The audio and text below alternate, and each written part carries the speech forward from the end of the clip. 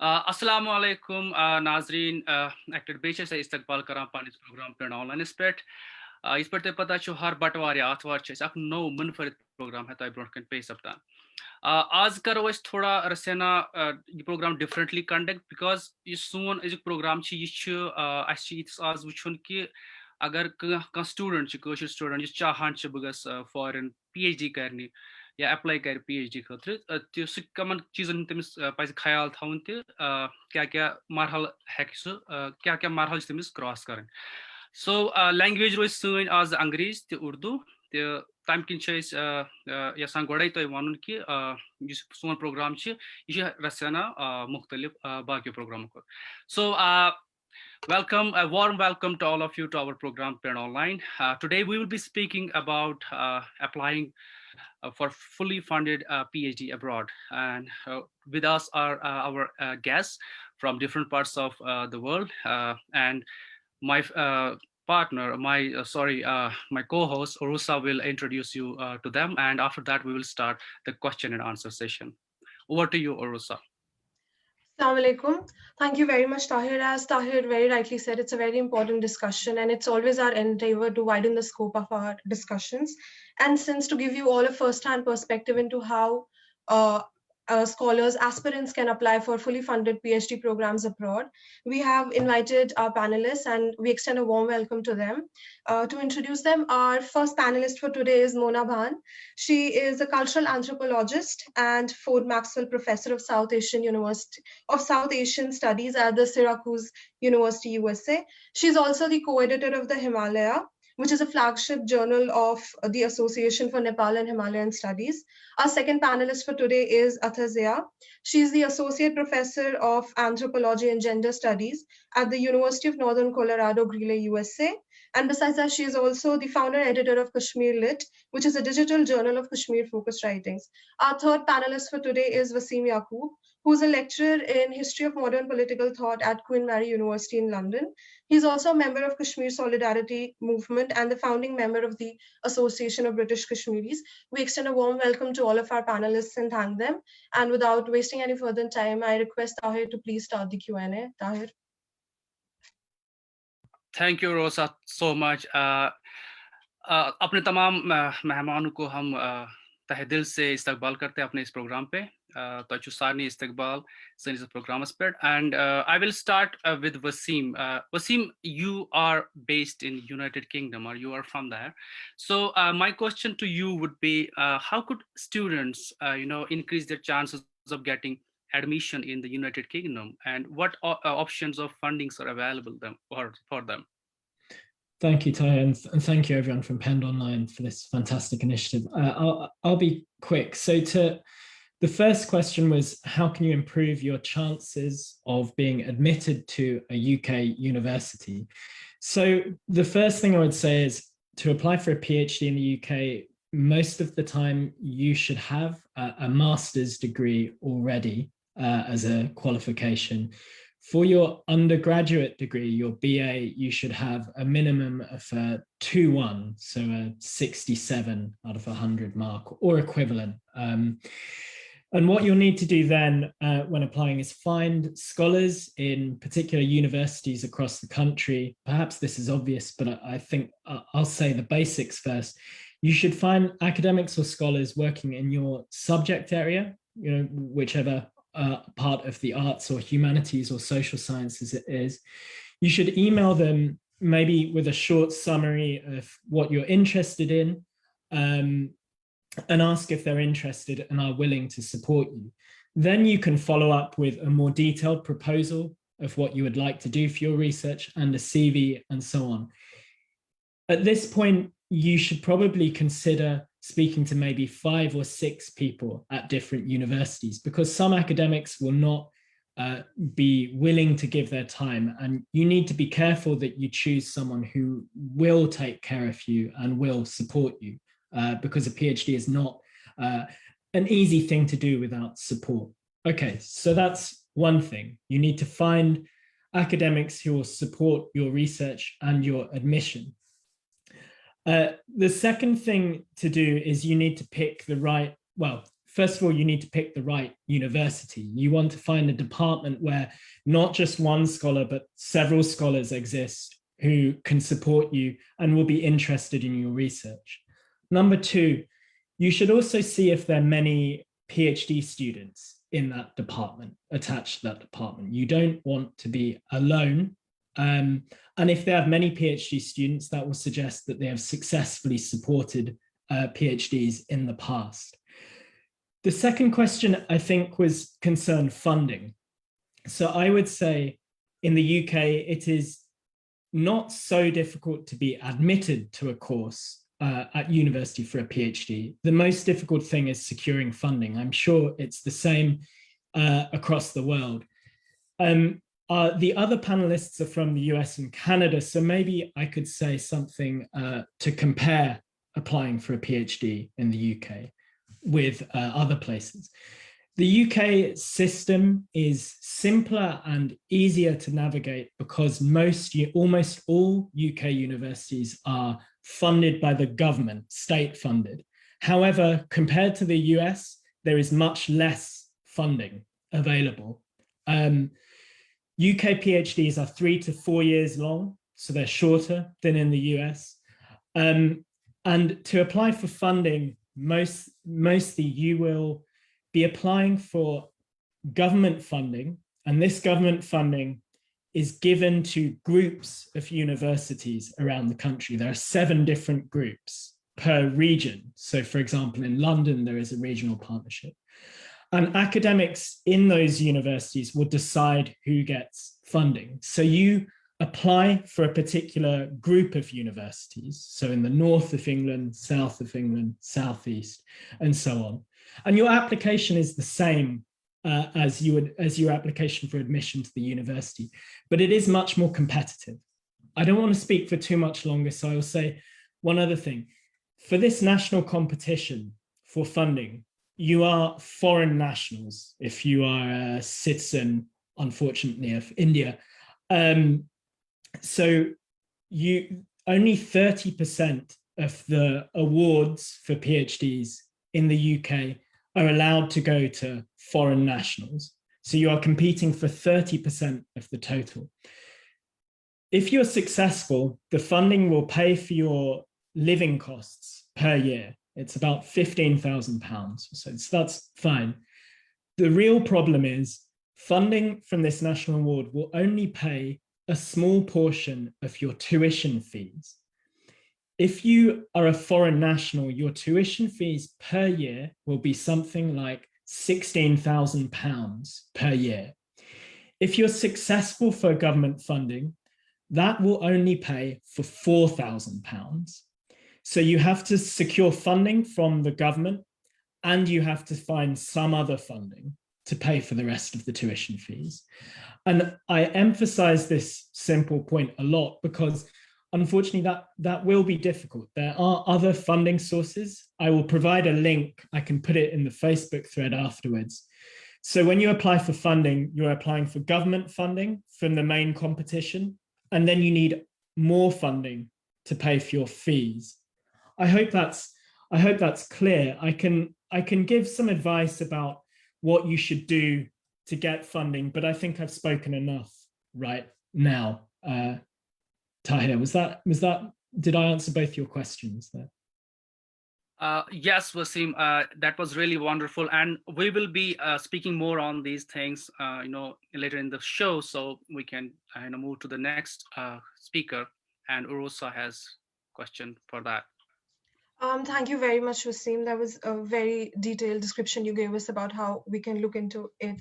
Wasim, and पर वुन्जे अगर apply करने ब्रोन पज़े यूज़ तो applicant च तमिस पज़े दमागस में थाउन्जे सुगसाक तमिस गसाक postgraduate degree आसन अक certain minimum requirement च percentage आसन सो तगस्तु पूरा करुन तमलाव application ब्रोन गस तमिस already figure out करे आसन के काथ university मंस छुका academic उसमें support छुकरान तमलाव छाता department उसमें adequate support में आने research खतर किन्ना पति सु funding पर ये जन की UK तो USS मंस करते मो ये difference outline The UK's university is mostly state funded. But funding much sirf 3% funding asan yosan foreign national in khudra asan. So yosa funding cha suchitimo 3% in khudra compete kara yim to foreign national asan. There's a major difference between funding in the UK and the US. So this discussion, taking it from Wasim, it brings me to my question, which would be to Mona.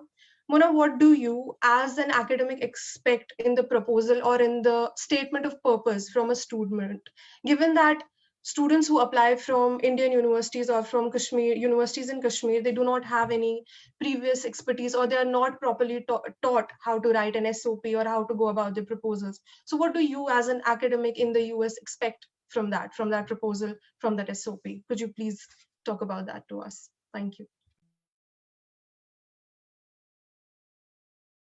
I was muted, sorry. Thank you for that question, and thank you for inviting me to this very important panel.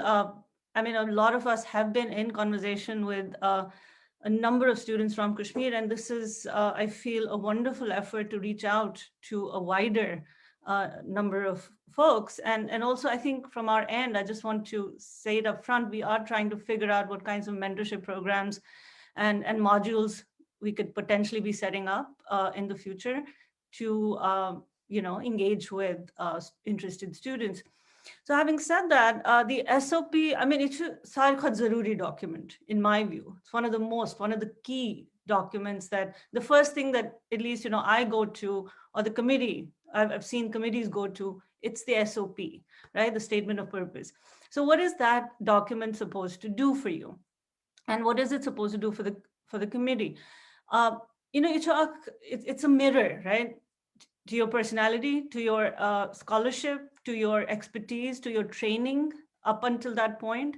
And I think you need to take it as an opportunity to present a story about yourself. It's a story about you. It's your narrative. It's so I would say, let's say, divide it into 5 paragraphs, right? Just the nuts and the bolts of it.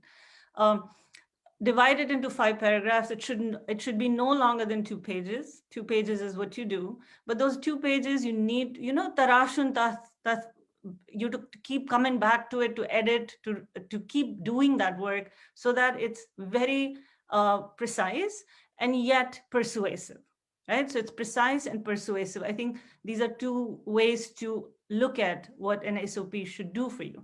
So the narrative should begin really with just quickly outlining, perhaps in the first couple of sentences, what is it that you're interested in, like more broadly. Think of like big 3-4 key terms that come to mind. So for example, you're interested in horticulture, environment, law, right? So let's say those 3-4 key terms should come up right at the beginning so that if I'm a committee member sifting through hundreds of applicants, I know exactly, oh, that's somebody I might be interested in engaging more with. And then you kind of lay out a little bit about, you lay out the context a bit. Why is it कि यही सवाल या यही keywords तो तुम दिलचस्पी छे Yemen keyword क्या right? So you speak to that a little bit. And then I think the second paragraph, it should be about how you got to that point. तुम पन्नी journey क्या शुरू up until that point, ki tachu yuta interest gomut yuman cheezan mans, ya yuman mozon pet, right? Why is it that you're so interested in these issues? You lay out the larger context. Kaski yech zad social sciences, humanities students, mebasan, that's the focus for today's talk. So I would say lay out the larger context in terms of socio-political context. Why are you, for example, let's say if you're interested in horticulture, in the changes that the sector has seen or witnessed in the last decade or more, why is that question important given the context you come from, right? And very importantly, when we're very invested in our own research, as it's almost like khanan that means wasan, and you live there, but then you also have to figure out how to come out of that and speak to a larger audience. Why would a larger audience, not knowing much about Kashmir or horticulture or any such matters that interest you, why would they be interested? So you have to make a case. You have to make a persuasive case for why that should matter to people, not immediately interested in Kashmir or in the issues that you might be invested in. So that is your second paragraph where you lay out the larger context and how you got to that point. Tasman bar zaruri yete mention karun, for example, as Wasim said, a lot of times you have masters, because you will have to have a master's before you apply for a PhD program. So you want to tell us what that journey has been up until then. Masters ones, and I know, because I've been through that system. I know we're not prepared to lay out our strengths. We don't think about the strengths because it's a Magar, every student has this unique journey. Right? And it is, I think, very important that you lay out that unique the academic, how that academic journey has been unique for you, right? So that is your second paragraph. And then third, you branch out a little bit, lay out the stakes, the wider stakes for the field that you're interested in. Now, let me say one thing, it's very important, and maybe this will come up again later on. Magar varia times shiti gatsa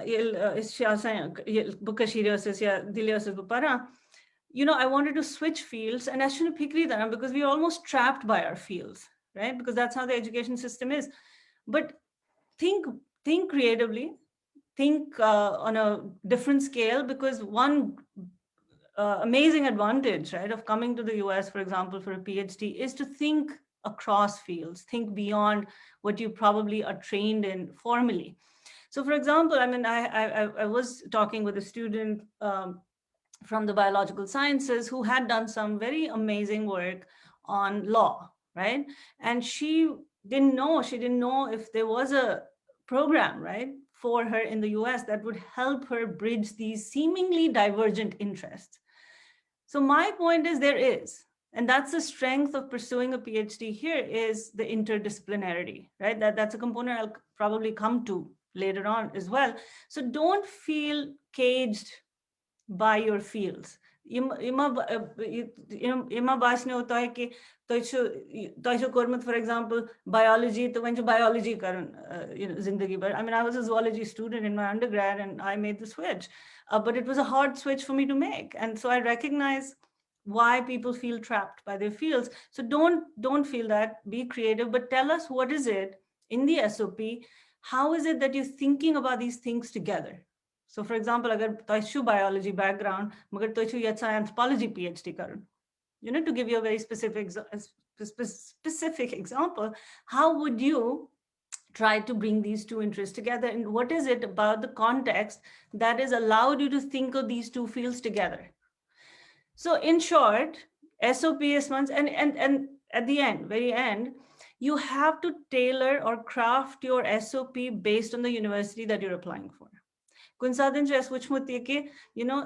you have to be very careful about these, because these mistakes people make these mistakes, but the optics of it are not good. So you start with saying, I'm very interested in Syracuse University. And at the end, the paragraph says, oh, I really love the work that these faculty are doing. And there's no connection between the faculty and the university. Because, we apply to so many programs all at the same time. So pay very close attention to how you craft your proposal. At the end, say exactly who are the people who you want to be working with. And also, don't feel ki you only are talking to the department. Do your research, look around, see university kya offer karambe in terms of programs, and add those programs into your description. You see it's your resource, it's South Asia Center, it's Central Asian Center, it's languages department. So, so many kind of broadly conceptualize how you can craft your SOP to speak to these different strengths of the university. So I can come back to that. I'll stop here. Thank you so much, Mona, for detailing that for us. That was really wonderful, and I'm pretty sure कि जो लोग हमें देख रहे, they will be really happy right now to understand how the process goes. So my next question would be to Athar. Athar ji, you are based in the US. You have been living there since last 1 decade, and you know how the system works there. So my question to you would be, what do international universities usually look for when it comes to offering a PhD? Who is their ideal PhD candidate to whom they will offer a PhD admission? Thank you, everyone. Thank you, Tahir, and thank you, everyone, for being here. This is a very important session, as Mona and everyone said before me. So, what do universities in US look for in international students? I think it's contextual. Every university looks for a different thing in the students, but one of the things that might be an overlap between all these universities that are seeking new grad students is the kind of work that's going to be produced that's long lasting and that's going to offer something to the discipline. So, and this really connects to the SOP thing that Wasim and both Mona have talked about. So it's not only what you are as a student, but also who you will be once you leave and become the alum. Because that's very important for the universities. They look at the potential, like once the student passes the gates of the university and goes out into the world, what kind of name are they going to become? What kind of contribution they are going to do to that discipline? Because then they have these, they get bragging rights of what the student does after they finish their course there. So it's not that they seek this from everyone, but you do have to bring something unique to the table. And, someone once described PhD as being, there's this big circle of knowledge, and you kind of like extend that circle by just a little bit. So you have to bring some new knowledge to the table. That has to be an original piece of thinking, and it could be any thinking that is unique to your region. And I think that's one of the important parts of the SOPs, where you tell the university how I'm going to be an asset to you, how I'm going to be doing, not just and that part which Mona talked about, that you have to have a connection to something that you are offering them. And that, how do you bring that connection? What do you say in that connection? Like, what would that connection be for someone who is doing horticulture in Kashmir and is looking at a certain plant, let's say, or is looking at a certain tree, let's say? How does that affect something in the US? And why are they going to invest so much money in you? So you tell them that I'm bringing this to the discipline, to the theoretical understanding, or to the applicable understandings that are going to happen in future. So those are the connections that you're going to make. And that's what the universities actually look for. They look for a successful, consistent graduate student, someone who is going to finish the course. One of the things is, in US, it happens often. It doesn't happen a lot with international students, but many students who take admission in the graduate programs, I think, I don't know the exact statistics, but many do leave because it's a very rigorous program. Some I have seen in my career, many students come as PhD students, but they leave with an MA because they can't go through the rigors of the entire program. That does happen. So they look for consistency. They look for someone who has a track record of finishing stuff, doing stuff and excelling in that. And I think those are the things that they look for, and also the kind of work that you have done, the track record you have.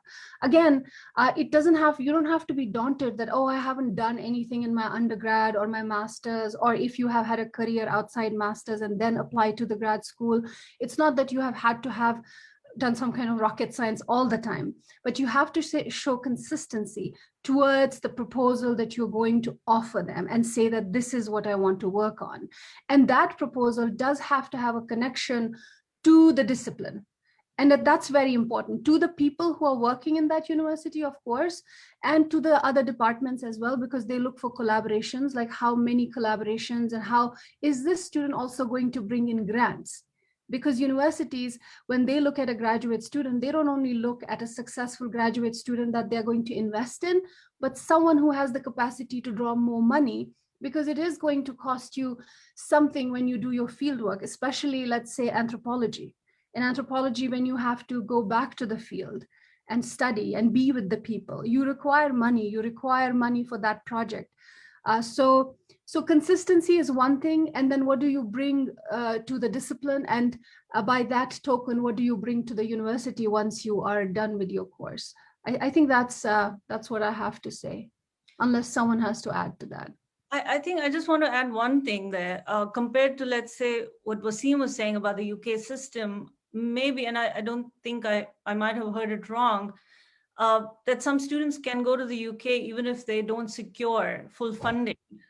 There are perhaps ways to do that. Very few students, in fact, I know of no one so far who's come to the US without securing funding already, because compared to the UK, the US is a longer program. You have coursework, you have 2 years of very intense coursework before you can, then go to the field or start your own projects. And because usually the duration is 7 to 10 years often, at the very least, I would say 6 years. So you do need funding. You just cannot come here on your own funds. I personally would advise against doing it. Absolutely. Thank you very much to both Athar and Mona, to you as well. So, but Athar jan unze ichi vara zaruri ki just aspirant chu just apply chu karan so samjhe ni kat ke ye mis yelzen so apply chu karan university walengas fikre tarun ki so kya chu yatsan karun so kit per chu yatsan karun be yite ze university walengas se appealing vasun ki tu kya hai ki university wapas dit tu chuwa consistent tu chuwa so track record ki tu ayu shuru chu kormut tu chu tu khatam tu kormut Kaski US man it part atha genuine US man chu varia zyada rigorous asan ye PhD program yusan ta PhD program chu varia rigorous asan कि हम बच्चे वहाँ ये वांच but tim chin finish hekan karit kaski it is too rigorous for them to go through and then Mona added to it that the major difference between those wishing to do a PhD in US and UK is ki USS must mostly, and she also says ki you should not. So I puzzle no gatsun US without a funding at all. She completely advised against it. UK's must show as Wasim says ki UK's must show possible gasan ki kasi cho admission gasa offer of acceptance gasa magar temission funding gasa magar USS must it is not possible for you. You should completely avoid it. So I puzzle no te karo. Now my next question is to Wasim. Wasim, since you very thankfully told us that you would be providing us with certain online as well as offline resources that our students can refer to when they're making their applications. One more question that I have for you is that how does a student, an applicant, an aspirant deal with these early stage technicalities, such as the letters of recommendation? I've seen a lot of my colleagues falling out of their applications simply because they were not able to get through an LOR at the right time. They were not able to go through these technicalities, which when we are in Indian universities, in Kashmiri universities, we become very lazy about these things. That's the word I would use. We become very lazy about these things. We do not look at these early stage technicalities with the kind of immediacy that we should look at it. So how do you think that a student should traverse through these technicalities? Thank you, Marisa. My biggest, I suppose, most important piece of advice would be to start very early, right? Don't think if you're applying for next year, say that you can wait until August, September. You should be thinking about your SOP, your proposal early, and you should contact your professors at home. I know some Kashmiri students, I was helping, their application failed because there was a shutdown and no internet available, and their professor at Kashmir University did not provide a letter of recommendation in time. So you need to make sure you get those requests in extremely early, but you also need to be thinking about what Mona and Athar said. You need to be thinking about your SOP long in advance, because you will need to edit it, right? It will be a draft that you will be improving and changing over time. The other thing is you might get advice from professors or academics at a US or UK university who you're proposing to work with, and they might give you advice that you might need to use to change your research proposal, to improve it, to alter it, and you will need time to do that. So the most important piece of advice is do not leave it to the last minute. Leave some months before the deadlines to apply. Thank you, Wasim. That was a very important point you highlighted there. Just to translate it to the audience who would prefer to know this information in Kashmiri. Wasim Soban won ki yim sat to application sat asu kunje apply karun to kariu godai bronthi matlab akh vari bronthi gas tuhus preparation asin tayar tuhus application matlab yus alag alag atmas documents tim gas sari to tayar asin yus SOP yes Mona ji तो उतना समझो कि सो कुता important आख document च तच लगान time सो fine tuning करना से सो perfect बनाना सो जिन्हें गुआनिक से around us must मतलब perfect बना क्या सो ताई छु वक्त ज़रूरत आसान कि तु करो ये improve over the time बे है कि तु तथ टाइमस मज feedback ते रटित अगर तु colleagues छु अगर तु networkस मज का जानान छु so these are the things which Wasim highlighted and you should keep that in mind before applying for a PhD somewhere. So my next question is to Athar, and Athar, as Mona was saying that you should not come to US without a funding, but the question is how to make sure that you get a fully funded scholarship there. If you want to pursue your PhD in US, what are the ways to get the funding? I wish I knew. I mean, there's no one single answer to this. How do we ensure that we get funding? I think the more competitive your application is, the more universities are ready to sink money into you, because after everything is said and done, it's an investment for the university to take you as a student and then make sure that you get your tuition and you get your stipend and you get your grants. So you have to really have an excellent application so that it kind of, there is a, Mona will bear me out and she can add more to this, but when the applications come in, what happens is that there is a hierarchy in those applications. Some get thrown into the waiting list, and some people look at like there is sort of like this merit-based hierarchy and ranking that happens to those proposals. So I think that's where the excellence is kind of that it has to be something, your application has to be waterproof and it has to be bulletproof in that sense to rise to that point. And I would also say, how do you ensure that your application rises to the top, which means that you're also trying to find programs that really speak to the kind of work you're doing. And it also goes back to thinking about your academic honesty, not just doing a grad program for the sake of doing a grad program, but you're actually, very genuine in trying to pursue that research that you want to do. So there is that level that you really need to have a visceral kind of a connection to that project. And I'm not saying that it happens all the time, but most of the times, the kind of research project that really rises to the top and the universities will be really ready to fund is something, as I said earlier, that the student has to be consistent. There has to be a connection to the project that the student has picked up and has worked towards all his or her or their life. Does that make sense? So it's kind of that you have to have that kind of a connection for the university to see that, oh, no, we have to take this person. And then there's also this connection that you create to a certain faculty member. And I'm sure most of the students here, as Wasim was already talking about earlier about how to apply to universities in UK, I think the little part that I wanted to speak about was how to apply to universities in US. So as Wasim suggested, that you have to really sit down a year before and research which are the universities in US where I want to apply. And there are n number of universities in the US, and many of them you will be surprised that you will get funding when you did not expect it, and you will not get funded when you expected it. So you also have to create a tier level of which are the universities you want to apply to. So the tier level would be, the ranking would be that top universities would be some of the top universities that have money. And also have people and faculty that you want to work with. So know them by name. I don't know how Mona feels like writing these emails to the I think many of them fall through cracks in the US. I haven't seen a lot where you write to a professor and then they respond to you. I did that in my time, and I don't think many of them responded back. Maybe not at all, because it was like 16 years back. But you have to, a year before, you have to prepare, just in your mind, start researching which are the universities you want to apply, make a list of those universities, then try to go to the department pages and see who are the people who speak to your project or who speak to your interests. Maybe you don't have no one has a project a year before or all the time, it changes.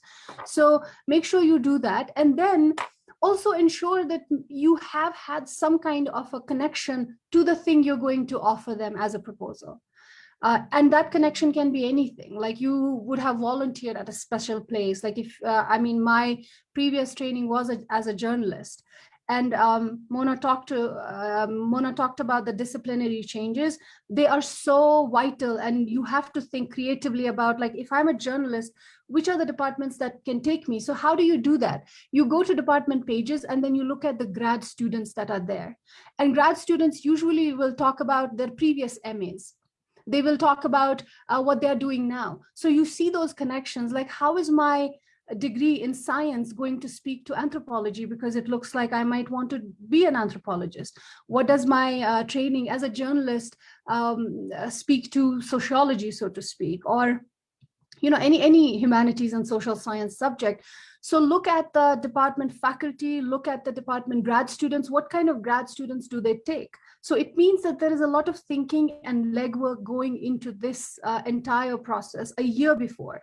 And also create a network of people that you're speaking to, just like this network. I mean, Mona spoke earlier about creating a mentoring network. We're thinking about that, and you guys are doing a wonderful job. And there are other people who are attached to this at undergrad and grad level.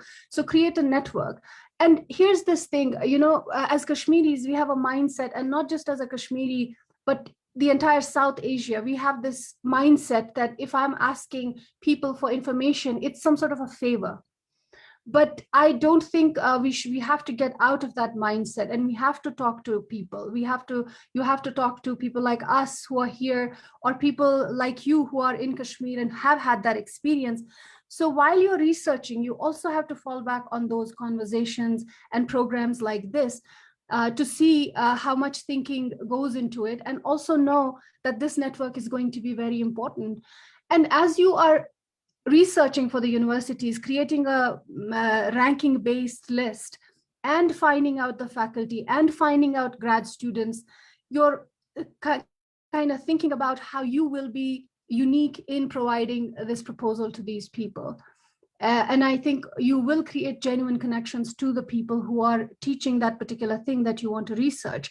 And it's not always that you will find people. So what I would suggest is, if you have a list of 10 universities, you know that 3 universities are really known for funding. They have a lot of money, and Ivy Leagues and close to Ivy Leagues. And then you have the second hierarchy, and then you have the third. You kind of are using the same proposal, but you're also customizing it to each of them. And my thrust would be to the top ranking universities, because they will usually fund students.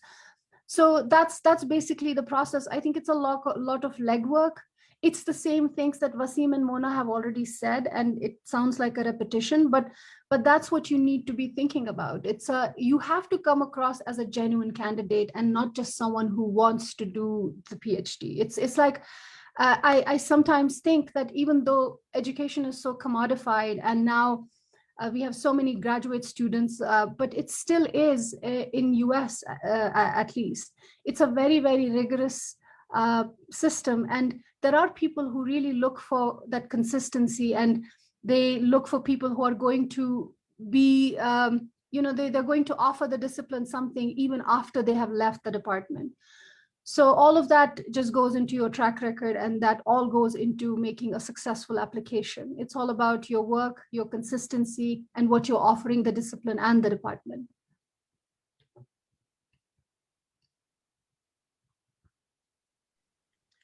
Thank you very much, Atif, for outlining that for us so clearly. And it put us on to because थोड़ा बहुत translate the man खतरे question पर boson यात्सन कि Houston it person Usiman already outlined कर कि UKS मस कित पर को apply करी तो funding उन क्या scenario छु रोजान तो ते पर वो अथर नंग कि USS मस apply करने खतरे छु वारा ज़रूरी Houston UK खतरे छु ज़रूरी कि इस करो आखरी ब्रोंट पाने Houston so process छु सो करो इस आखरी ब्रोंट ही शुरू इस वचो कम university चा इस बनाओ आख ranking कि कम university चा यमन ज़्यादा post छु यम हैकन ज़्यादा invest करे student इन मस tempat तो तमी हिसाब दे मोइस पानुन proposal तमी हिसाब करो इस proposal तो customize तम अलावा on a personal level for a scholar issue वारा ज़रूरी कि तम सास genuine interest बे genuine connection पन्निस proposal से दिया इसु काम करांचे या करें या सांच बे तम अलावा तो पास तम साक mentor था उन आख mentorship network पानस around आसुन यमन जन लोगन सिद्ध सुकात है करित ये मोनिश information है gather करित जे पन्निस proposals मुताबिक या university related या funding related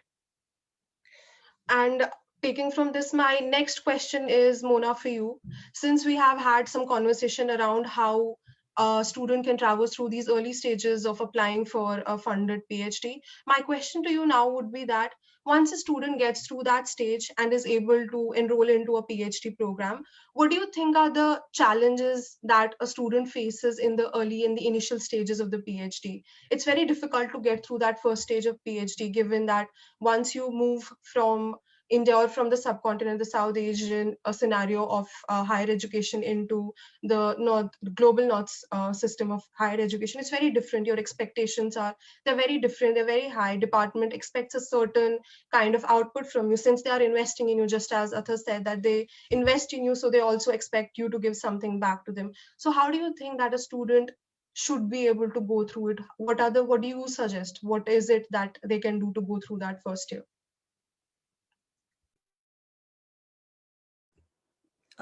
A very important question, because I know in this excitement to get into a program, when people end up in a program, they sometimes there's burnout, there's early burnout, as Athar mentioned, and people end up getting terminal MAs instead of actually finishing up their PhDs.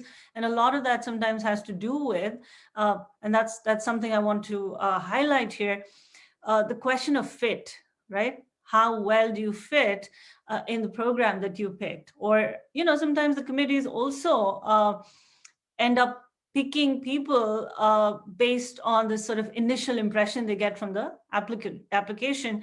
And it sometimes happens, right, that over time, perhaps over a year, you might find that you don't actually fit that well into the program, and there is this sense of not belonging fully then to the space that you're in. And that's something you want to avoid. How do you avoid that? Is early on, right? When you're shortlisting these different universities that you want to apply for, that's a very, very crucial process. I know we don't pay enough attention to that because we're so excited and anxious about the whole process. We just want to get in. But the question then is, once you're in, how do you sustain yourself through that very rigorous program, right? And I want to talk to that rigor too in a second. But before that, I just want to outline, you might be passionate about your work, right? And that perhaps can, we can gauge that from your application, but you need to ensure from your end that the fit is there as well, right? And that's really important because it also speaks to the funding issues, right? So you might have the best application. So for example, let's say in this funding cycle that just passed, we had some stellar applicants, but we couldn't really ensure funding for them because the fit wasn't there. So some people who might not be the best in terms of their merit rise up to be considered for funding because their projects fit what the department is doing better, right? So I think you have to keep in mind also not feel discouraged when you don't secure funding in the first cycle, because a lot of times it could also be that it's not just about your application per se, but there is this other contextual factors that end up deciding whether your application to that institution is successful or not, right? So I think that's something really important to consider because usually people tend to look inward and start blaming themselves for not being good enough, but it's not always that, right? A lot of these are institutional factors that go into deciding whether or not you end up in a program or end up with funding.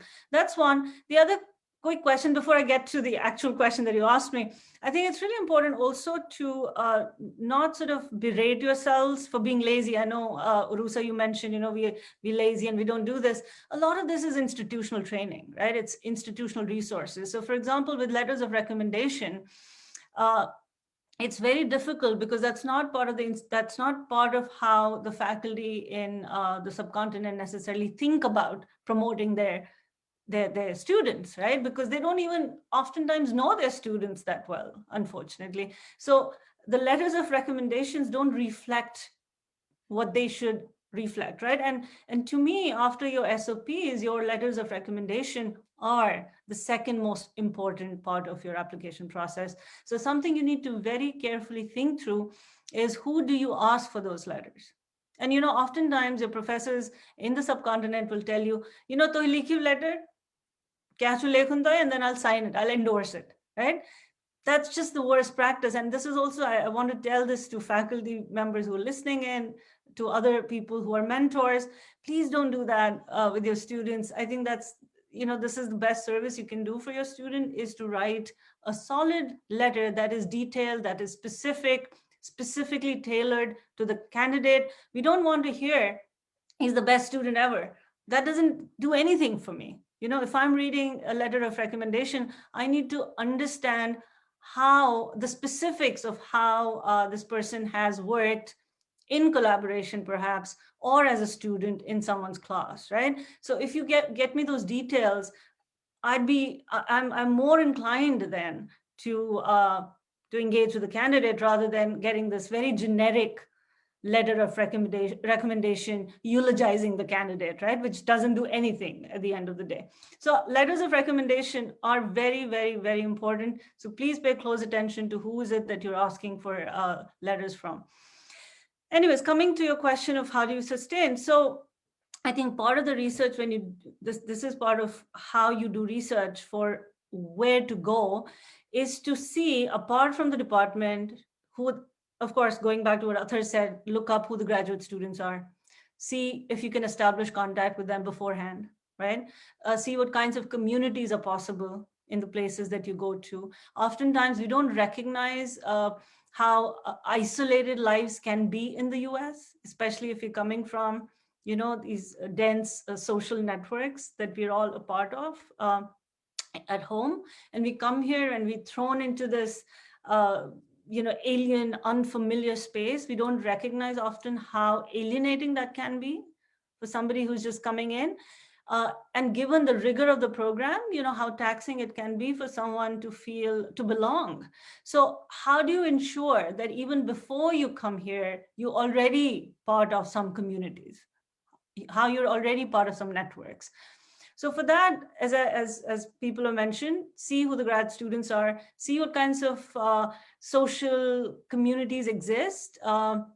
There's a lot of, for example, there's Kashmiri groups, right? Wasim might be able to speak to that. We can speak to that here. Now we have if it's Kashmiri students, for example, there's a vibrant community of Kashmiri scholars in the US. So get in touch with people, right? And not just for academic, intellectual reasons, but also just to socially map out the landscape and see what areas in the US would you like to potentially pursue. I know it sounds like a privilege and a luxury for somebody who's just coming in and not knowing for sure whether they're going to get into a program or not. But I think it is important. These are important questions to consider. You don't want to be also stuck in a space where you have no sense of community and where there's no possibility to build one either, right? So I think that's part of it. How do you see yourself as part of the social landscape of that place that you're trying to get to? And the second thing, I think, to sustain, yes, I'll say this quick anecdote. When I started my PhD, it just is it's an out-of-body experience in many ways because of the rigor.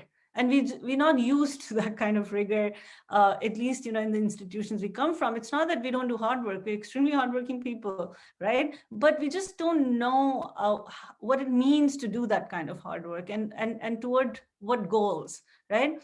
So it is interesting for me. When I started, there was this a friend of mine who'd been in the program for a few years, and she asked me 3 questions. She said, do you get to eat? I said, yes. She says, do you get to pee? I said, yes. She goes, do you get to breathe? I said, yes. She goes, you're good. As long as you're able to do these things, right, along with what's expected of you, you should be thanking your stars. So there is an element of rigor here that I feel we're not used to institutionally. And I think that's something we have to take into account. And this goes also for students from here, not just for students from the subcontinent, but also students here who've been undergraduate students and then get enrolled in PhD programs. It's a shock to them too. It's not something they necessarily expected in terms of what's expected of them, how much reading they have to do, how much writing they have to do, and how much they have to constantly sort of be, performing and be on the go. So I think just knowing exactly what you're coming into and what you're signing up for is very critical. And I think that also speaks to this question of passion, right? And all of that can happen if you're passionate about what you're doing. Agar toh, poor person that's why you would do it. That's why you want to invest the time and the energy and the commitment. That's what it is, right? So it's a job here. And when I say job, I don't mean in a mechanical sense of the word. You have to be, it's a professional thing. You're being professionalized. And I know there's negative connotations to that term, which I might get into later, but you have to recognize that you're being, it's a mold jahan pe aapko tarasha ja raha hai to become a particular kind of an academic, to become a particular kind of a professional. For example, kunsachnes subcontinentals emails karen. Right? So just those facts, right? How do you become a professional? How do you imbibe things that can actually help you excel as an academic, right? In the long and the short term. So I think those are things you have to learn. We have to learn a lot of those things. And it also means, unfortunately, sometimes we have to unlearn certain things too, right? In the process, which means, well, and now the question is, what do you unlearn? Right? You don't want to give up on your strengths, but you also want to just be open to changing, open to thinking about ways that can add to your experience as an upcoming scholar, right? So yeah, I think just being open to that experience is very, very critical.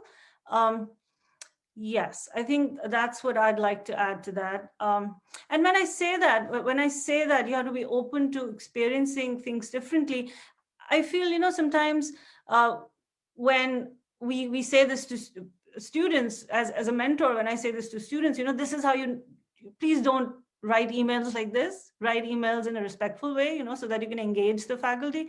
It's not to say that, you don't know how to write. It's just that the codes, right? The registers through which we speak sometimes, we just need to be more cognizant, more aware of that. And the other thing that I want to quickly say to Athar's point, which he said, a lot of professors don't email back. So I get a lot of emails every day, for example, from potential students. Yes, to be honest, I can't write to everybody, but I will write to people, especially, if I get emails from Kashmir, I will write back, right? Just because they're from Kashmir. But let's say I get emails from Bangladesh from a student who's doing this exciting work, but has no relationship with, or no relation or no bearing on my own work. I can't write back then, because then it's just not, perhaps a useful thing to do, right? For either parties.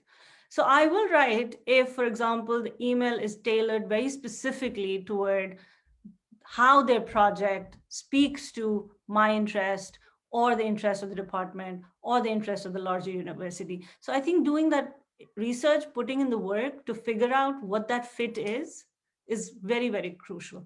And that will allow you to then fit socially as well, in the long term.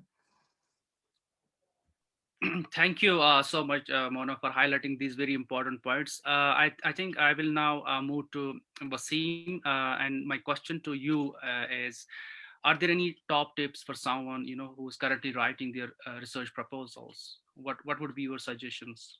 So Mona and Arthur have said very clearly the best things to do with your SOP, but you said top tips. So I'll just pick out 3 things. But before that, I'd say again, leave a lot of time to prepare this. Don't try and do it in a week or 2, right? Leave time for feedback, for development. So first, your proposal needs to be worthwhile and original in terms of academic knowledge, right? So it has to propose to do something that's relatively new or original, which means you need to know what literature, what scholarship is out there, what recent scholarship is out there. And this will be in some ways difficult for some students in Kashmir because of access online to journals and so on. And I think the diaspora should be able to find ways to help to send literature, digital literature, PDFs to students who need them. I don't know whether the infrastructure is there, but you need to know the latest scholarship, and you need to have some sense. It doesn't have to be a dramatic contribution. You're starting out on a research career, but you need to find some way of saying what you're doing is interesting and new. It's not just a repetition or repeat of what others have already done. But the second thing is, beyond academic knowledge, to secure funding, and I think this would apply for UK as well as elsewhere in the world, you need to think about what makes your work worth funding. Why should they invest in it? Arthur and Mona have spoken about this at length, but you need to think about why your research is important right now to the wider world, not just the university, but why would scholars in the UK think this is important? What does your research say on one aspect of Kashmir's agricultural development? What does that say about agricultural systems in general, for example? There's a specific term in the UK, and it's a horrible term they use for this, and it's impact, right? So they say your work needs to have impact. What impact will it have on the world outside the university? So that's number two. Number three is more simple and boring. You need for lots of subjects, most subjects, you will need some idea of your evidence base, okay? You will need some sense of what your research material is, where it is, how you can get access to it, and whether it's practical and feasible for you to have access to it. So I've had some Kashmiri students who've wanted to do research on risky areas, right, of Kashmiri politics and so on. And you need to think carefully about the practicability of you accessing your sources, your material, and so on. This can be worked out with the academic you speak to, but you need to think about what your evidence base is going to be. So really just three things. Know the literature and the area you're contributing to, so you can say that this is a worthwhile academic piece of research. Second, impact, or why does it matter, in other words. And third, think about what material you will use or build on for your work. I think it would be helpful actually if Mona and Arthur were able to say what they think about the top tips as well, not just me. I think perhaps if you have thoughts, you could chip in. I could add to the literature bit that you spoke about, Wasim.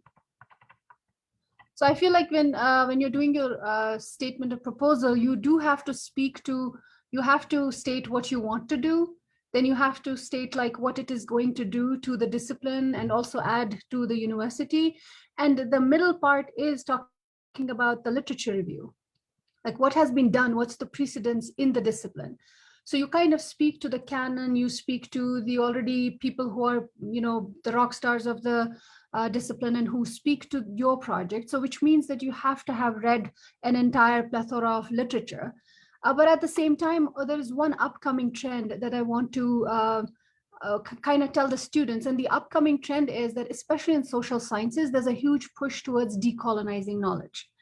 There's a huge push towards not just reading Derrida, but also seeing if Akhtar Mahideen has said something similar in Kashmir. Not just spewing Foucault, but seeing if Ghani Kashmiri said something similar in his poetry. And I'm not saying that horticulture needs Ghani Kashmiri, but social sciences and anthropology, and if you're tailoring your sociology proposal, look for some authors in your region as well, and look for people who are contemporarily producing knowledge in your region in the last decade, 2 decades. So that citationality is very important. It shows that you're attuned to the world literature, but you're also attuned to what's happening in your region from the contemporary scholars or from the scholars who probably the West doesn't know about. That also adds a uniqueness, a decolonizing edge to your proposal. And that's happening more and more.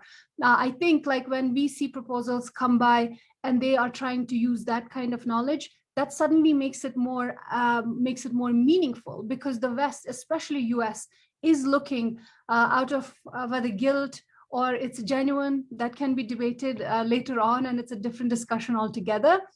But you see many for lack of a better term, white scholars, they are really drawn towards looking at decolonizing knowledge, and or feminist praxis, so to speak. And when I say feminist, you don't, please do not generalize and say, oh, I have to be a feminist and this is like feminist literature, but this is thinking in terms of producing knowledge that's not sexist, producing knowledge that's more inclusive. So there is that thrust in the US discipline, across disciplines in social science and humanities, to look for regional wisdom. So make sure that when you're writing something, if you're doing, let's say you're doing English literature, or you're just looking at Kashmiri literature, you're looking at Kashmiri novel, or you're looking at world novel or whatever, or you're looking at democracy or things like that. Look what has been done in your region as well, and include that literature that shows that you're not just, you're not just relying, or your reading is not limited to just what other people have done, what the West has done, but it also looks at your region. It kind of considers that scholarship as well. And that does add an edge. I think Mona will bear me out here, and she might want to add to that. No, I couldn't agree more. So while you want to give the committee a sense of how much you know about the field, but remember this too, you're entering the program. We don't expect you to know the field as such, right? Because otherwise, what's the point of you wanting a PhD in the first place? So remember that you don't need to demonstrate that you are an expert. So that's not what we're looking for. And to Athar's point, and to Wasim's point, we want to know that you are aware that this is how your work speaks to some of the big concerns in the field, right? That it's not suddenly you're discovering this as if nobody else has ever spoken about these issues, right? Because you don't want to be arrogant in your proposal. You don't want to pretend as if this is something that just came to you as an epiphany, right? And nobody else has actually done this. So we want to know that you are deeply immersed in the field, but we also recognize that these are, of course, you starting out. You might have a very well-developed project, but even so, we also recognize that when you go through the coursework, when you start, applying for funding, internal or external, the project will change, right? So there is space for change already inbuilt into the idea of starting your PhD. So again, you have to kind of balance it out. Give us enough so that we know you know the field enough and sufficiently, but you're not really pretending to be an expert yet, because why would you then need a PhD for? And to Athar's point, I think speaking to how does it actually, I think, goes back to what makes you unique, right? You have to dig deeper to figure that out sometimes, because I know it can get very hard when you are, let's say, when you're in Kashmir, to know how you experience the conflict in very unique ways is hard, because everybody you feel is doing the same thing, right? But then when you step out, when you come out of that space, then you see how your experience is actually so different, how your life, how your life has taken these very, very unique turns that can somehow add more personality to your narrative, that can add more uniqueness, more distinction to your narrative. So I think you have to take out time. This is going back to Wasim's point. Give it a year. Think hard about what are the kinds of experiences you've had that speak to the project that you want to undertake. So for example, a lot of times I know that people have done such great works, for example, written newspaper pieces in some local newspaper, and that somehow is buried under tons of Derrida, right? So I see Derrida, but I don't see, I don't see the kind of uniqueness, and it's kind of baffling, because you don't want, I'm not interested in Derrida, to be honest. I mean, that is not what I'm looking for. I would go to the library or do some of my own research. What I'm interested in looking at is, what is that experience done for your project? And how do you take that experience to speak to some of these very intense, interesting theoretical questions that, or or research questions that you're interested in. So foreground yourself, find your voice. I can't emphasize that enough. And I know it's easier said than done. How do you find your voice, right? I think the only way, I mean, there are many different ways you can go about thinking about this question, but one way to think about it is give it a year. Start writing your proposal, a year from when you're actually planning to submit it, because it has to go through multiple rounds to eventually help you craft it in a way that that really illuminates for the committee who you are, right? And what is it that makes you so special for the program. So yeah, I think that's definitely something to keep in mind. Derrida, yeah, or Foucault, or yeah, just don't let them drown your voices. Can I add something? Yeah, sure. So I'm so happy that Mona mentioned the proposal not being final. So while you're writing your proposal, which you take a year to write, almost, I'm not saying that everyone can use 1 year. Some people might do it in 6 months as well, but there is a lot of research and preparation involved. But once you do that proposal and you send it to the university and they actually judge you based on that and give you an admission based on that proposal, there's also an understanding in the department that the student might not do this project, that their thinking might change. One of our professors used to call the proposal, when we had the first class with him, he said, okay, so what's your fairy tale? So because, every student writes that proposal that they want to do, but once they get immersed in the discipline, suddenly it changes. So then what is the use of the statement of purpose to write it in first place? I think that goes back to speaking to who are you as a scholar? Do you have that scholarly intention, and do you have that scholarly ethos? Do you have that scholarly training? So you have to manifest and give evidence of that. So that statement of purpose is basically packaging you as a candidate and also telling them, hey, I can write this proposal and I can think in scholarly terms. But there is every understanding in the department and the faculty that look at your project that this might change 100%. Now, there might be students like me who go, or from Kashmir, where we know that, okay, this is the region we work on. This is particularly the concern that I have and that I'm going to work on. So, sometimes it may completely change and might not change at all. And that's not a problem either. But the statement of purpose essentially is just to demonstrate how scholarly you are. And do you have, and of course, you don't have to know everything in the discipline, but you have to know the important and contemporary debates that are pertaining to what you have told them that you're going to be doing. So that's something to keep in mind. And I think the idea is not to be daunted. And when we say a year, and I know some people will be like, oh my God, I don't have that kind of time. I think you also have to take this, whatever we're saying, in a very generalized manner, but then also think who you are and what you can pull off. And I would highly suggest that don't put it off. Start writing your proposal now, because it's March, right? And then by the time August arrives and you're planning, because that's how the academic cycle here goes, August, most of these applications are going to be open, and then they will be accepting them till November, December, and that's when they close, right, Mona? And I think you are always looking for that perfect proposal. And I know it does cost money because you will have to give certain fees for every university. But you could even, for the first year, try just to send a proposal that you have worked on and is not really, just try a couple of universities.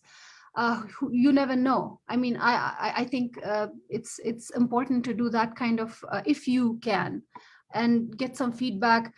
And if you don't get in the first year, there's always a chance that you will hone the proposal. Do not give up, apply again for the next research cycle.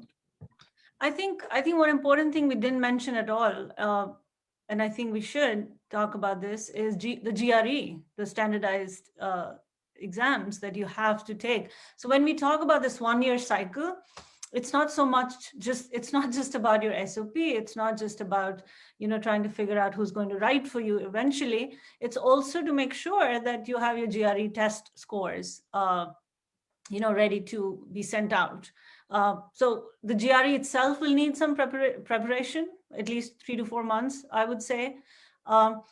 But not more than that, because apparently, based on some research, I don't know who I was speaking with, they said, it doesn't matter if you prepare for a GRE for 3 months or for 7 months, because it's what it is. It's a standardized test, and it can only sort of test you for certain things.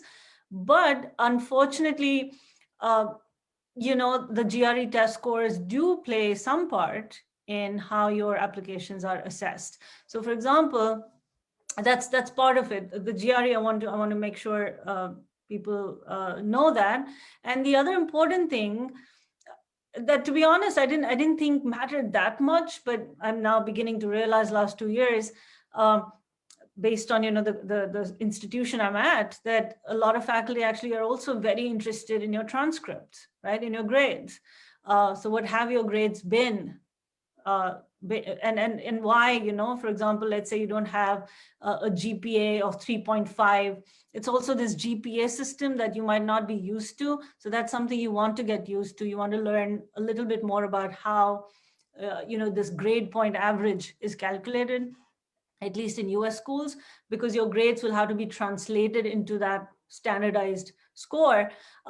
So while it's not, as I said, for me, the SOPs and the letters of recommendation and your overall experience and your training as a scholar are important to me, but for a lot of faculty, it seems that GREs and those transcripts, the GPA scores, matter as much, if not more. So you want to make sure, for example, let's say for some reason your GPA is not good enough. Let's say your GPA suffered because of some some circumstances. You want to also make sure you speak to that yourself. You explain that in your statement of purpose. Right? Oftentimes you can, for example, attribute it. I mean, in a lot of applications that I've come across, a lot of students obviously live in zones of war and conflict and occupation. So there is a way, for example, sometimes to explain what happened, what perhaps went wrong. So rather than leaving it to our imagination, right, to fill in the gaps, you want to fill in as many gaps as you possibly can in your statement of purpose, right, and explain what's been happening in the context that you've been living in that might have impacted your performance in college. So that's part of it. For the GRE, so going back to the timeline, right? So the timeline is important precisely because there's so many different moving parts to the application process, that you want to make sure you pay close attention to every moving part and don't lose sight of one by perhaps overemphasizing the other, right? So let's say you worked very hard on your SOP for 7 months and then you forgot to take your GRE. That's not going to work, right? Because you also need your GRE to make sure that you're getting through. The other thing about transcripts, I know a lot of people have struggled to get their official transcripts on time. So you want to make sure you also begin well in time and get all these paper. It's mindless bureaucracy more than usual, right? But you want to make sure you are up on those things so that at the end you don't waste time trying to get all this paperwork together. Thank you very much, all of you. And just to sum it up a little bit in Kashmiri for our listeners, is that yuta zaruri chu ki asiyos panin application cha tahmaz assess latest scholarship pai ki kya chu sanis field as mas karnamun tamala chu vara zyad zaruri ki yusas panun opinion cha panin voice cha sogas na tahmaz punjai ro with gat sinking what we think of the discipline are alternate sources of knowledge tim tishiti zaruri it as a mainstream scholarship cha zaruri sanin proposal elements betamala chu ite vara zaruri ki yum technical aspects yum sane application ma jiwa tim qualifying exam cha san tim exam cha san USS plus GRE या UK इन खतर छ आसान language exam दिन IELTS छ TOEFL वगैरह छ ये exam छ इवन पर तो up to date रोजन वारे जरूरी है SS पाई कि एस कुता छ जरूरत कित पर छ जरूरत ये गस्न गस्न की एस गस्न proposal सी सित बाकी technical aspect रोजन एस तकती. Now, drawing from all the conversation that we have had so far, and something that Mona said was that students coming in from the subcontinent, especially from Indian and Kashmiri universities, they lack a sort of institutional rigor, that they are not trained to work a certain way. So what I would ask you, Athar, is that the fact that we have all been talking about a research proposal, and the research proposal that Indian students or students from Kashmiri universities, it's a very conventional sort of writing that goes into forming what they think is a research proposal, a very conventional understanding of a research proposal. Could you please outline for us what exactly is the format of proposal that initially gets accepted, that gets a student at least onto that list where the faculty is willing to look into that proposal? Because if we just rely on what we are taught in our universities back in the subcontinent, it very much will not qualify to what is expected out of us in universities in the US or in the UK or other universities in other locations of the North. How do you see that? And one more question, a brief question to add to this, is that once the students are looking for a funding, what do you think that they should prioritize? Should it be the funding that they will get from within the university, the departments associated within the university, or should they also try to look for external funding? What is it that they should prioritize more? If you could just answer these questions for us. I think the first question you asked regarding how they should write and what are I think we've already spoken to what's important in a statement of purpose and how the students can write that. And I think it goes back to, your question actually goes back to the ethos and the training of writing in the subcontinent. And, thinking about my own experience, the way these SOPs, the way these personal essays have to be written, there has to be a creative element to it. It doesn't have to be very conventional, very boring and very, formal type of writing. It does. And that's why you really need that time for not just to, so the first draft is never perfect. So I would say, just to kind of like make it more operational, what I'm saying, just start writing your proposal, open that Word document and just throw in whatever you want to write. And because all writing is all about editing and drafting and having people edit it and copy edit it. So it goes back to you're talking about institutional preparation regarding writing in the subcontinent. I don't know if I can generalize, but a lot of people are already writing very well, and there's enough literacy and enough people to tell us whether we are writing good or bad, or these proposals that we have to. So there are people in your own universities, your own peers, who can help you craft that. And we already talked about what things, like Wasim talked about the 3 main points or all the things that we need to consider. So your statement of purpose is not only about your skill of writing, it's also about the content, what you're writing about. That's also a part of the matter and more important than that. Sometimes an SOP might not sound so creative, but the project is going to be phenomenal. Does that make sense?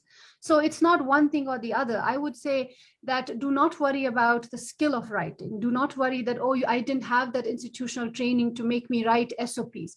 There are templates on internet. Take those templates, run with it. There are all kinds of research proposals, not just templates, but actual research proposals online. Try to find them. And if you're not able to find them, reach out to people who have them. Reach out to people like me. Like, we get lots of emails, and I have shared my own 16-year-old proposal with a lot of students to show them how you can manifest what you've done and how to sell that basically to the faculty. So I think we've already answered this question in many ways. And the only thing that I would add is that don't worry about the skill of writing. Don't be daunted. Think about, no one is perfect, not even the faculty that you're applying to and who are going to be reading this. They also know that they're not perfect, and they also know that you're not perfect. So I would say go for it. And then thinking about funding in US, I don't know how, if you're kind of tailoring this to the UK experience. In US, when you apply to a department, the department tries to find you funding. There's no centralized funding that you apply to. The department will try to look for your tuition and your stipend. If you are the perfect candidate for them, you will get both. If there is some kind of lack or wanting, and again, GRE plays a big role in what kind of package you will get. You know, once they are done with thinking about how good a proposal is, then the ranking comes. I mean, it's different for different universities, like how good have you scored on the GRE? And then the administration steps in, the management steps in as to how your package is going to be, whether they're going to be covering your tuition and not have stipend. And for stipends, you might have to apply for scholarships, which are usually intramural, and intramural are scholarships that are within the university. And then there are also extramural, but I've hardly, in US, I haven't really seen students come in with an extramural funding. I don't know if Mona can speak to that more, but I have not seen that. I've usually seen students go in, apply, and then they get a package. And if something is wanting, the university will tell them, you have to apply for this and that. And again, you have to know that you will get that funding, because it's very, very tough. You cannot sustain yourself for 6 to 7 to 10 years in US being a grad student. Here, a grad student, as Mona earlier talked about, that it's almost you're almost working a job, because you will be teaching as well. You won't only be doing research, you will either be a research assistant or you will be teaching as well. So you have to know beforehand how competitive you are for those. But after everything is said and done, what we are talking about here is a generalization so that it makes the process easy. Think about this, you're a unique person as a student, you're a unique person and you have a unique vantage and you have a unique experience. So take this information just as a milestone, as a process that we look at it very generally, but then also think about yourself in a different manner, that you might do all of these things and you might come across as uniquely to these people. So the thing that I want to say is that take this information, which is important, but at the same time, apply it to your own context. So there might be many generalities that we are doing. The process is not, seriously, once you start it, it's not daunting. All of this is doable. We have done it. We're not rocket scientists. So I think it's doable for anyone who's watching. This is completely doable. If you have the money for GRE and you have the money for applications, because you have to make sure that it's an investment in that order as well. So if you get into a program, that's fine. But if you don't get into a program, you're also sinking some money. So, you have to be thinking about that part as well. But in the end, it's not that daunting. People get into programs all the time, even without most uniqueness. It depends upon what the department is looking for, and also part luck, I did want to say that some universities will look for statement of purpose and not any other written essay. But some universities look for statement of purpose, which is pertaining to your project. And they will also look for personal essays, which is who are you in this entire scheme. They want to know you. And again, as you spoke about it earlier, we are not really trained to speak about ourselves. No one is. Trust me, no one in US, like when we have to write different things, and even people from here, we don't know how to speak about ourselves. We think we don't have to self-aggrandize and we can't speak about the things that we have done.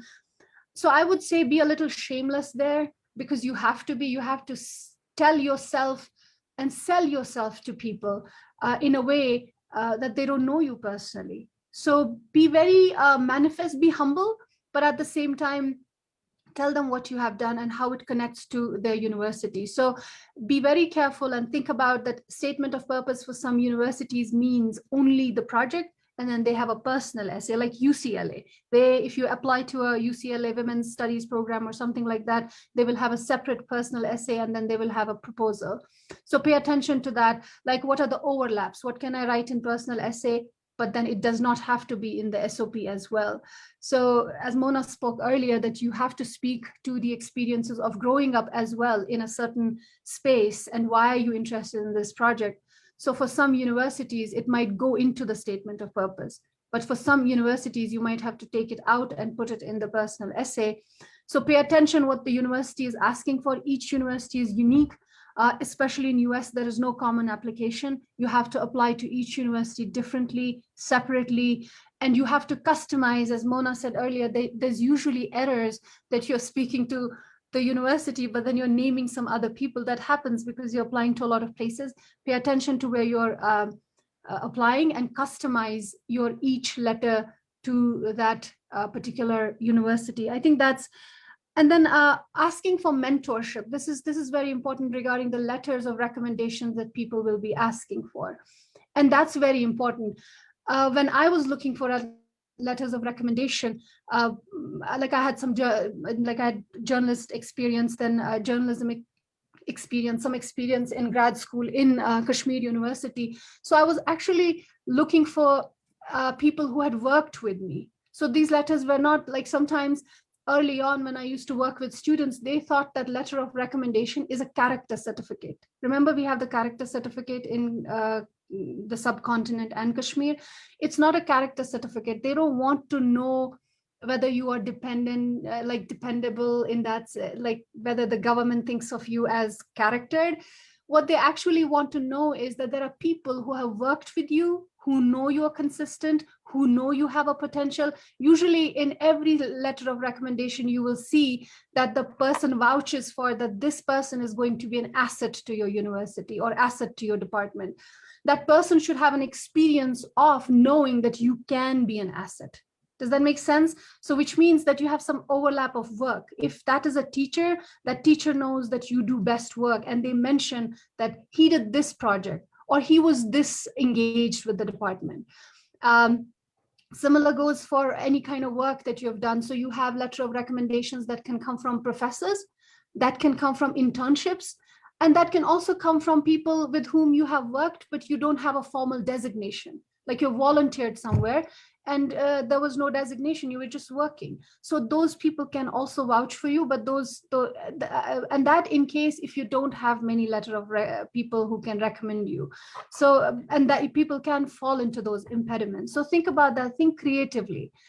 Take these, all the advice that we're giving you and the mechanics of it, but then think creatively, think for your own context, and do not be daunted. This has been done before. People who might not be as qualified, less qualified, or more qualified, they have done it. So you can too. That's what I at least believe. And funding should be one of your main worries, especially in the US. And you can kind of get over that by talking to people, by making sure that you're customizing your applications, and just go for that and without fear. I do want to add one quick thing that didn't come up.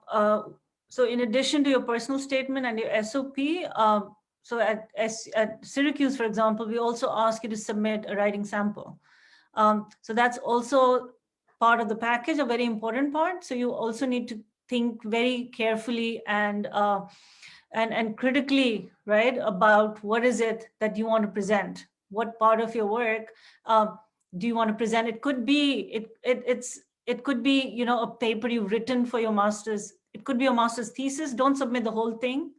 Submit, you know, excerpts from your master's thesis that convey, you know, comprehensively what is it that you've been invested in, what is it that you've been doing insofar as your scholarship is concerned. If you want to submit your newspaper pieces that you've written, public pieces, it could be that as well, but something that you feel captures the essence of your work, and also, of course, writing that is your best work. So that's what you need to also think about, you know, that year-long thing that we've been iterating is also because you want this other moving part to be part of the application process. There's one thing that I know we haven't touched upon, and perhaps we don't have time to do it. And this perhaps goes back to your earlier question to me, what is it that you should be thinking of when you get here? I mean, of course, one thing you should be thinking of is what are the long-term prospects, right? What are the job prospects of what you're doing? Do you want to go back to where you, you know, to your, to home, right? Or do you want to stay here? If you want to stay here, then what is it that you're really aspiring to do? Do you want to be part of the faculty, right? After your PhD, do you want to be part of a research institute?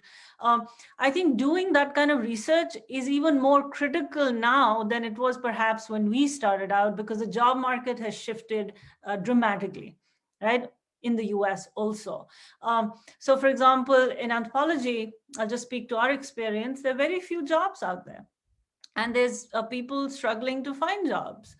There's a larger move towards corporatizing the university, right? Which means that we might, unfortunately, be getting rid of the tenure system for professors in the US. So there are, I just also want to make sure you recognize that when you come here, you are aware of these large scale changes that are happening in the academic ecosystem, right? That you're not just coming in to get your PhD and then what, right? So the what question is very, very important, especially given the times we're in, which also actually connects with this important point about funding. So for example, this year when we admitted students, we couldn't, we had like a stellar list of students, but unfortunately because of the pandemic, right, we were also trying to limit the number of applicants we could accept, because we had to make sure that we were funding people who were already here, right? So the pandemic has exacerbated, the funding constraints on a lot of institutions. And I'm assuming that is actually going to worsen in the future. So I don't want you to approach this with kind of rose tainted glasses, is all I'm saying.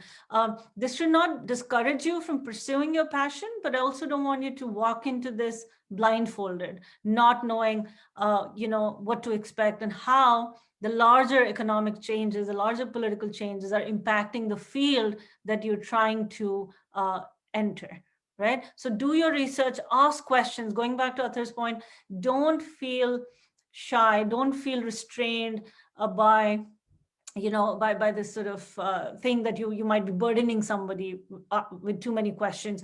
And one thing I have to say also, once you get admitted, once let's say you get your admission letter, you're in, that is your time, right, to ask the most detailed questions, because at the time then when you are admitted, it is the university that is selling itself to you, right? So you also have to shift, the dynamics at the time, because at the time, by the time you're in, it's our job then to sell ourselves to you. So you need to make sure that we're doing a good enough job with that. You need to ask us questions. You need to ask the hard questions. You need to ask questions about placements. Where are your graduate students? Go online. If you don't find that kind of information online, ask the department to help you get a sense of what is it that people are doing after their PhDs. Once they got their PhDs from your program, what is it they're doing? Have they been placed in tenure track jobs? Do they have postdocs? What is it that they're doing? So you don't want this to be sort of a dead end kind of a thing either, right? And all I'm saying is follow your passion, follow your heart, but follow it without being blindfolded into it, right? Being aware of being aware of the larger contextual factors that impinge on that journey of yours. So yeah. Yeah, thank you so much, both Mona and Athar, for highlighting these very important aspects of this application process. Now we are unfortunately running short of time, but we will do the last round of questions before we wrap up today's session. So my next question is to Wasim, to you. How do the applicant nuance between a doable project and an over-ambitious proposal? Can you answer to that? Thank you, Tahir. That's a very good question. I mean, many candidates, when I get proposals, start off trying to explain too much, right? That there's a thing or an area you might be interested in, but what you can't propose to do is try and explain everything about it, right? About a specific conflict, about a specific field. Address yourself to a specific problem or question or set of research questions within an area. You don't need to have nuances to everything in that area, but you need to single out some things that you are going to argue and do something fairly original for. Now, you can get advice on this. I mean, if you are going to start thinking about this a year in advance, you should build some connections with scholars, with peers in Kashmir or at the universities you're applying to, and they will be able to advise you about what's feasible or doable. But you should also try and get that sense yourself. And one way to do that is to look at what PhD students writing PhDs in the area you're interested in the universities you're looking at are working on. Just see what kinds of topics they've chosen, how they've framed them. You can even look at successfully completed PhDs. One thing to think about is not every PhD has to be turned into a book, right? A monograph. That's not what every PhD is about, right? I mean, in my field, in history, that it used to be the case that, you know, you write a PhD with the idea that it's a 250, 300 page book eventually, right? But as Mona Anata had said, not everyone is aiming for an academic career now because the job market is tough, but also it doesn't have to be a book that you come out with years after your PhD. But what you do need to have a sense of is what it's feasible to do in 3 to 4 years of research, right? In the UK, it's 3 to 4 years. In the States, it's similar actually, because you might teach and do courses for 3 years or so on, but you're not going to get time. If I understand the system correctly, you won't get much more than 4 years at the end to focus solely on your research. Is that fair to say, Mona Anata? So you need to think about what you can achieve in a certain number of years. And in your proposal, you will need to say how you are going to divide your time, right? So if I can speak just from the perspective of a historian, you might, for example, say, in the first year, I will do some preliminary reading. I will go to archives in a particular country, right? And I will go to specific archives. And you might have some more archives to go to in the following years. And then you might need a year or 2 years to write up. Now, that's not a formula, right? You need to think about what will work for your project, but you do need to have a sense of what, and you need to convey a sense of how you're going to organize your time or think about getting to the end goal, which is a sort of finished piece of research by the end of the project. But as I said, you can get advice and support on this, right? Your first draft of the proposal is a draft. People will be able to tell you what seems feasible and what might be too ambitious. So there's no problem with starting out ambitious and putting in what you really want to explain and talk about, but try and address a specific problem or question that hasn't really been done in the same way by other scholars. And it's to that extent, you might need to know what other people have written about. But as others have said, you don't need to know everything, right? And by extension, you don't need to try and explain everything in your field. I think actually it would help if others came in on this, because I think it's an important question, really. What's feasible? Actually, I'm thinking maybe, we can create sort of some corpus of documents with sample proposals, that might actually come in handy. Don't want to add more work to everybody's platter here, but I think just so people have a sense of what these templates look like. But yeah, I kind of completely agree with you. It doesn't have to be too comprehensive, but enough to give people a sense that you are situated, you can situate yourself vis-a-vis the larger body of literature that you're trying to, who are these scholars you want to engage with, right? Think of it as that question. Don't make it sort of too impersonal either. It's like some body of literature that you're then just trying hard to fit into. Right? So think about what is it that you find exciting in the scholarship? Who are these scholars you want to be talking with, who you want to be conversing with? And what are some of the issues that you might be interested in? So think about it that way. That might help you craft a stronger narrative around this, rather than trying to, master this literature. Just presented as, these are some of the scholars who are doing such fantastic work in this field, and these are the people I'd like to continue the conversation with. So think of it that way, and perhaps that's one way to make it less daunting, right? Because otherwise this lit review seems just too onerous a task. So yeah, just make it your own. Are we speaking about the lit review, or the whole the idea of like having an over ambitious project? Is what exactly? Yeah, that's a good question. I think the question is about the overall project. What makes for an over-ambitious project for a PhD proposal, and what's doable? So I think in anthropology or social sciences, humanities as large, you do have to keep in mind that what you're saying is doable in that department, as Mona said. Like, are those people doing that kind of a thing? That would be within ambition. Like, Derrida is dead. We can't be working with Derrida. Or I'm just joking here, but the thing is that we have to, that's why you research the department, and you think that I'm going to be working on Kashmir region. And now here's the thing: if you're applying to the department and there's no one on Kashmir region, but don't think that those people are not equipped to help you. One of my professors once said, I said, I'm working on this and this and this, but this person left. Now I have nothing to do. And he's like, do you know we all have PhDs and we are perfectly equipped to help you get this project to success. You don't have to have a person who is specifically doing what you are doing, or what they're specifically doing what you are kind of looking at regionally. So we are all perfectly equipped to see you through this journey.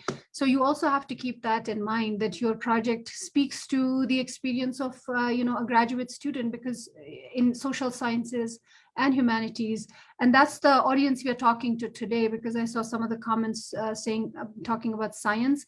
Maybe you're having a different program on science altogether. But speaking to the social science experience, that's where it counts, like the department that you're applying to. Are they doing this kind of work that you have chosen to do? And are there people who will be helping you? But after everything is said and done, I feel like it's so contextual. You can't really say what's over ambitious, except for the fact that it really doesn't have to be something that you can't prove tomorrow. So that's what I'd say, keep in mind.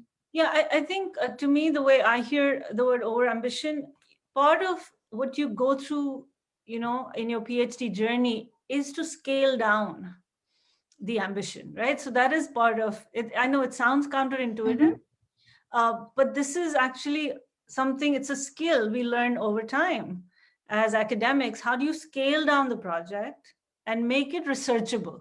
Right? So the big question is, how do you make a project researchable? Is it something that you can actually operationalize in the field? Right? Are these questions, for example, going back to Wasim's very important point about, do you think you can access the archive? Do you think you can access the communities that you're trying to work with?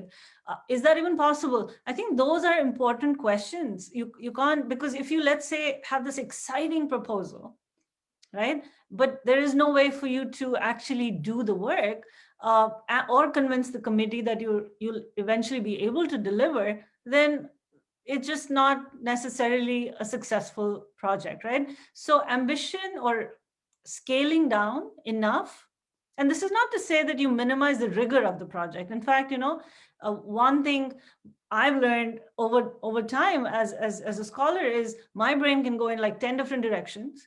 But what is it? How is it that I rein it all in and focus on a very particular set of questions that then I can take and I can research them? So that is how I hear the word ambition and overambition. And I know a lot of my peers who dropped out because in their heads, they just couldn't scale back the projects they were invested in. They were interested in way too many things, which is exciting, but it's not something that will get you a PhD. As my advisor would say, and I've heard it from many other people, a good dissertation is a done dissertation, right? Because that's sort of the first step towards opening up other venues, other ways of thinking and writing. But just doing too much or trying to squeeze in too much into one single project is just not the way to do it.